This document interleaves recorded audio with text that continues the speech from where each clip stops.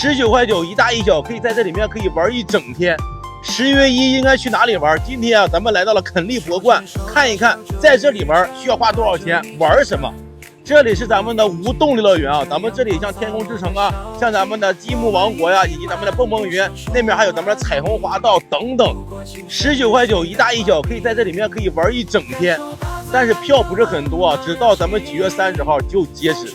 这边是咱们的有动力乐园啊，像咱们的摇头飞椅啊、海盗船啊、迪斯科啊、闭环跑车，包括这边还有太空漫步啊等等，有15个有动力的大型项目。